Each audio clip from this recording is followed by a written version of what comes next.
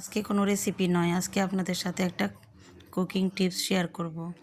আপনারা চাইলে বাসায় এরকম গরম মশলার গুঁড়ি করে নিতে পারেন।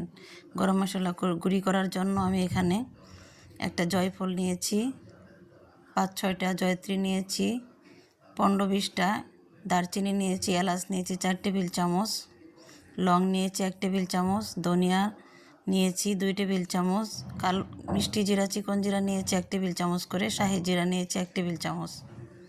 আপনারা আপনাদের প্রয়োজন মতো কম বেশি করে নিতে পারবেন।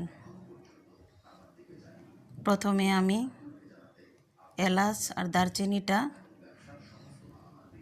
টেলে নিব, কারণ এই দুইটা যেহেতু একটু বড় বড়, তাই এগুলো একটু টেলে নিব প্রথমে। বাকিগুলো একসাথে দিলে পুড়ে যাবে, তাই আমি এলাচ দারচিনি আর জয়ফলটা একটু টেলে নিচ্ছি। জয়ফলটা ভেঙে দিয়ে দিয়েছি। এখন আমি এগুলো একটু টেলে নিয়ে বাকি উপকরণগুলো, বাকি মশলাগুলো মিক্স করব।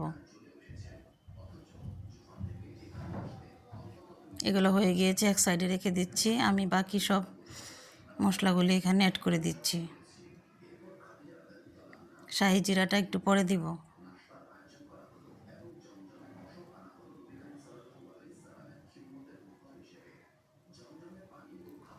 এগুলো আমার হয়ে গিয়েছে,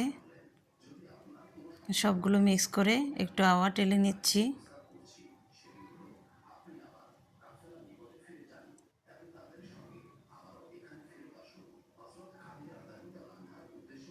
এখন আমি শেষে নামানোর আগে আগে শাহি জিরাটা দিয়ে দিয়েছি। শাহি জিরা যেহেতু চিকন, তাই এটা তাড়াতাড়ি পুড়ে যাবে।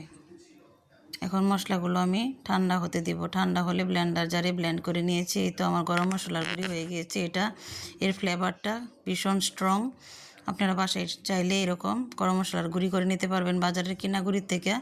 এটা অনেক বেশি ভালো হবে, সবাই ট্রাই করবেন। যদি আমার এই টিপসটা আপনাদের ভালো লাগে তাহলে লাইক কমেন্ট ফলো দিয়ে পাশে থাকবেন। আবার কোনো কুকিং টিপস অথবা রেসিপি নিয়ে হাজির হবো। সেই পর্যন্ত সবাই ভালো থাকবেন, সুস্থ থাকবেন। আল্লাহ হাফেজ।